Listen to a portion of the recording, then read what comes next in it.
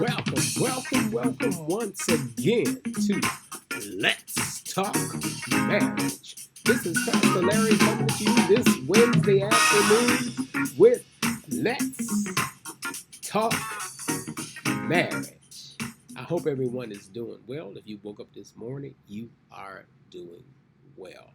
All right. We're going to get right on into our program or our session on today. What we're going to be talking about today is holiday romance or holiday romance. This is the time of year where a lot of young ladies and young men are going to be uh, looking to get engaged at this time. You're going to be looking for your significant other to propose to you, especially if you've been in a long-term relationship. One of the things you want to make sure that you don't do is don't marry someone that you don't know. And another thing, don't marry someone or give them an ultimatum. Oh, I want to be married by a certain date. You want someone to marry you because they want to marry you, not because you gave them an ultimatum or you told them that you want to be married by a certain date. Again, he that finds a wife find a good thing. Don't be trying to force anybody into doing anything. And back to marrying someone you don't know. Please don't marry these people you don't know. And then sometimes you can't marry the people that you do know. If you know that they're no good before they ask you to marry them, don't marry them just because you feel obligated to marry these people. Don't make anyone make you feel obligated to do anything. And this time of year you have a lot of people get engaged. People go out and buy engagement rings and things of that nature. And for God's sake, don't look at the size of the ring. That's not important.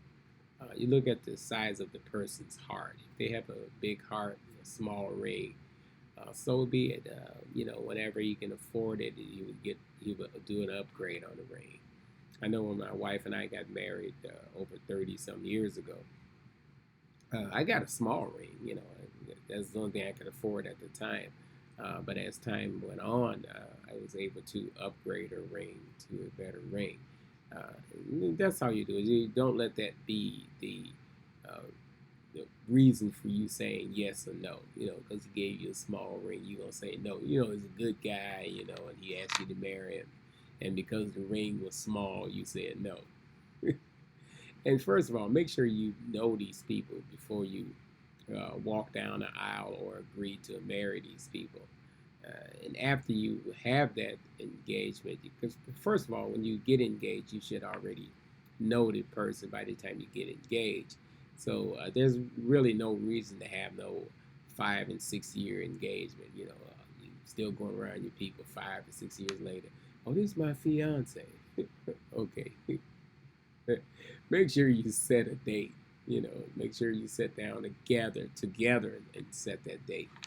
First of all, when you this is very important, when you agree to marry or you accept the proposal and say I do or I will marry, or you say yes, make sure you guys both go and go to marriage counseling, or not necessarily marriage counseling, but meet with your pastor or whoever is going to be marrying you. Make sure you meet with them and talk things over, and make sure you both are on one accord, because you have so many people marrying people for financial reasons. They're marrying people for the wrong reasons. Marrying somebody because they look good. Everything that look good don't mean it's good. You go marry some woman that's real pretty. You don't know what the details in her. Or you marry some man just because you think he look good. And make sure that you find out a lot about these people before you decide to walk down the aisle. And I heard one minister say, prominent minister say, make sure that you do a credit check on it, check their credit report. Because you don't, because when you get into a marriage, you want to make sure that you have goals, and you can't have any goals if you both have bad credit. You can't really get anywhere. I mean, you can, but you're gonna have to pay a lot more money for it, and you don't want to start a marriage off by spending excess amount of money. So make sure that you both sit down and talk. It's something you can talk about with the person, and you sometimes you can tell how they are with money and things of that nature, because those are the arguments that you're going to have after you get married. So you don't want to uh, start off a marriage with arguments about money and things like that, and your credit bad, and I should never marry you. You should have found that out beforehand. And if you knew that beforehand, you're willing to take a risk or willing to work with that person, make sure you don't, throw it up in their face. Sometimes when couples get married, the wife's credit might be better than the husband's, or the husband's credit might be better than hers, and then that way you can work together and help build her credit up, or help build his credit up. That's a very important part of marriage, especially nowadays because everything is credit based.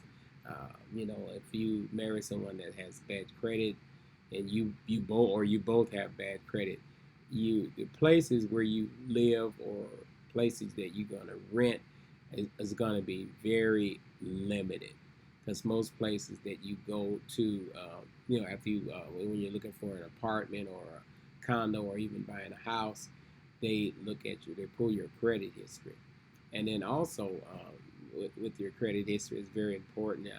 And we all have the issues with the credit report. No one has a perfect credit score, but you try to work with it, because nowadays that's a hindering uh, for even jobs. You can't get decent jobs for instance, if you wanted to work in a financial institution where you had the weekends off, you have the major holidays off, you get good benefits and things like that. You can't. You could be well qualified and you won't get hired because of your credit history. Because you're dealing with other people's money, they figure you should be able to deal with your own. So make sure we check those things. Make sure you know these people. Again, if he was no good when you were seeing him, I don't know what make you think he's gonna change, or what make you think she's gonna change. People are who they are, unless they make a life altering change. Like for instance, they say, "Oh, I want to, become Christian or something." Because sometimes the people that are, you can't you go by that. Even with some people that are claiming to be Christians, they just as worse as anybody else. So make sure you know these people before you walk down the aisle with them, or before you say yes when they ask you that question. Don't be looking at the ring. Look at the person's heart. A lot of people have said yes based on the size of the ring. These people are no good, but they impress you with that big old ring, so you said yeah, and then after that, everything went downhill. Because again, marriage is, I have always said it, and I don't know why people say marriage is hard work. No, it's not hard work. And when you like something, just for instance, if you aren't working on the job, if you're working on the job that you like, it's never hard work. Sometimes it can be challenging, but it's never hard work because you're enjoying it. And that's the same goes with the marriage. If you're in love with a person, you are both enjoying each other, it's not hard. Sometimes it can be challenging when things in life that come up that would make it challenging. But other than that, you still enjoy being married. I never tell couples that are planning on getting married when they meet with me. I never tell them that marriage is hard. It's not hard. We make it hard. You can make your own regular job hard. If you're working maintenance, you working hard instead of uh, and just overdoing things or doing too much. And you can do the same thing in a marriage. You could just be doing too much and not listening, and that's a major part of being marriage. Make sure that you when you say when you say yes to that person when they ask you for your hand in marriage, which is kind of rare, but people do it. Still do it for especially around the holidays. And some people be engaged for years. I can't figure that one out, but they be engaged for years. So make sure that we are uh, checking these people out. Make sure we know these people before we marry, and make sure you ask the question and notice how he interacts with his relative. If he has a good relationship with his mother, uh, what I mean, let me explain a good relationship with his mother. Let me put it this way: make sure he has a healthy relationship with his mother. If he has one of those relationships with his mother where she tell him what to do, treat him like he 2, 3 years old, or, there's something with that. Because in other words, he's going to be looking for another mother figure. So make sure he has a good relationship, a healthy relationship with his mother or even his father. If he has a father that's overbearing, 9 out of 10 times he's going to be an overbearing person in the marriage. You have to go around these people enough to know and you keep your eyes and your ears open and listen to things. Watch how the children react around this person. If children tend to have healthy relationships with them as well, they get along with them well, and his nieces and nephews, his sister will bring the baby to him, and when she's busy, she'll just give him the baby, and look how the baby reacts to him. If the baby is playing with him and liking him, that means that he's a good guy, because kids are very, especially little kids and babies, they're real good judge characters. So make sure you judge the person not by the ring, but by their character, because there's so many people that are very deceiving, and so there's some people that has a lot of money and very financially set, but they have nasty attitudes. They have the attitude that this is mine. This is yours and mine. Those are things you have to sit down and talk about uh, when you look in it after you say yes. Sit down and talk about where you're going to live, where you're going to go to church, because there's so many people that marry someone, and after they get married, they find out their husband don't go to church, and then after they find out their husband doesn't go to church, then they're going to church alone. Make sure that you find these things out, and you should have found that out, while you were seeing each other. Make sure that and a lot of people tell folks, don't be dating these people. How are you going to get to know these people? Dating people don't mean that you're sleeping with them. That means that you're getting to know them. That's a difference. Make sure that you, date the person and go around his family, go around his relatives and things like that. And he come around your relatives to see how they interact with each other, because you don't want to get in the middle of a mess. So many times we get in the middle of a mess. You don't want to get into a middle of a mess. So make sure that you're checking these people out, asking questions. There's nothing wrong with asking questions, healthy questions to the person that you said yes to. Make sure that before you say yes, make sure you check out that person. Make sure you know that person. You're not going to know everything, but make sure you know all the important things about that person. Because this is the time of year where a lot of people tend to get engaged. They get engagement rings and things like that.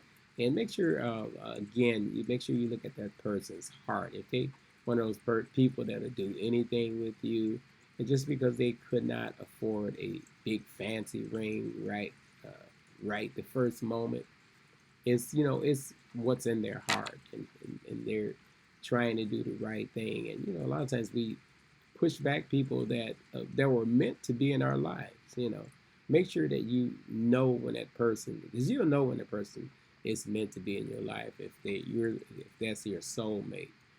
Make sure you know that, and when you know that's your soulmate, just because he has a small beginning does not mean that he's not going to go anywhere. That's when you become one and you work toward building that marriage and building your finances, building that immediate empire that you have. And in that in your home life, and become that power couple.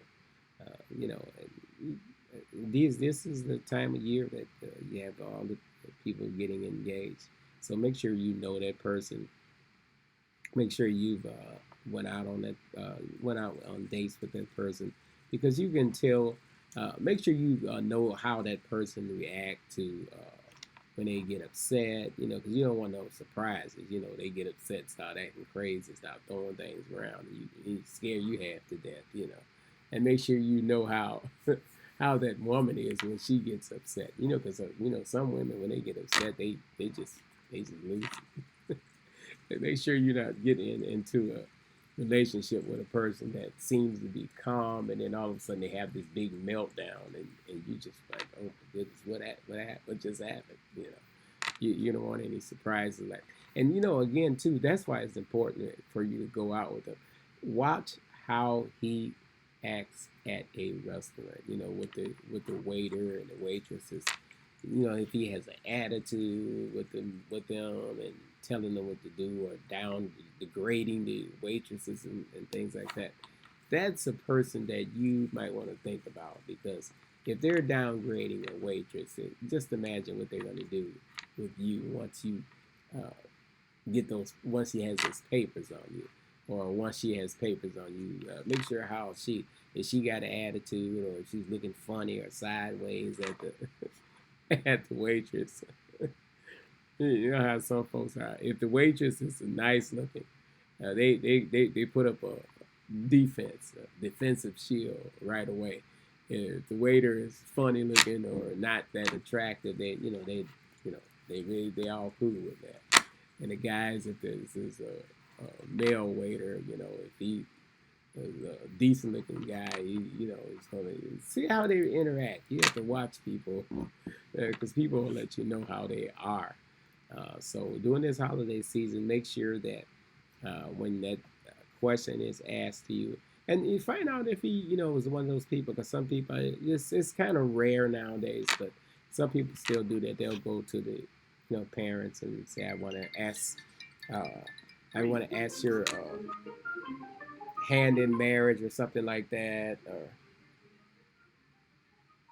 they'll come and say, I want to ask for your hand in marriage, or things like that. Make sure that you know what you're looking for in that person. When they sometimes they'll go to your parents and ask them for their hands in marriage, and people rarely do that nowadays, but some people still do that. So make sure that their impression. Ask your parents what their impression of them were, and especially when you bring them over. You see how your mom and your dad reacts to that person. If they can get in a normal conversation with them, and a pleasant conversation with them, just see how they are. But then again, there's some people that are real slick. They know how to put one over on you.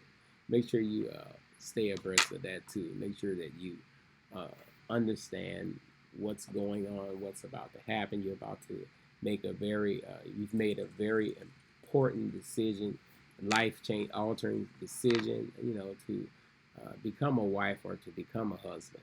So make sure that we, study on it, and talk to your pastor about it, and find another couple that's been married for a while. Once you find that they've been married for a while, make sure that you sit down and talk with them. How do you react if she gets upset, or if he gets upset?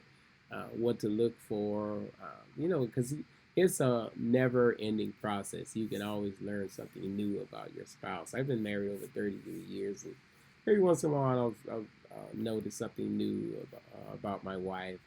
Sometimes we have to watch how we say things, or our expressions. My wife she'll let me know in a minute. You just saw your face. I was like, oh, I didn't say that. But make sure that we are know each other before you. When you say yes, make sure you know that person. Make sure they've been around your parents. Make sure they've been around. If you have children, make sure you've been around. They've been around your children. If they have children, make sure you've been around their children, and see how if they respect you. If his children respect you, then that means that they're well trained. And same vice versa. If her children respect you, that means that they're well trained. This is Pastor Larry. I'm going to be signing off until we meet again with Let's Talk Marriage. Until we meet again. Now, remember, all the music that you may hear or the music that you hear on our program is from a wonderful app called Whoop Triggers Plus. It's a beautiful app for those that are starting out in the ministry or you can't afford musicians right now. It's a wonderful app. I'm telling you, check it out. It's called Whoop Triggers Plus. You can pull it up on the App Store and on the other app. I can never remember the other app because I only use the apps, the Apple Store. All right. This is Pastor Larry signing off until we meet again with Let's Talk Marriage.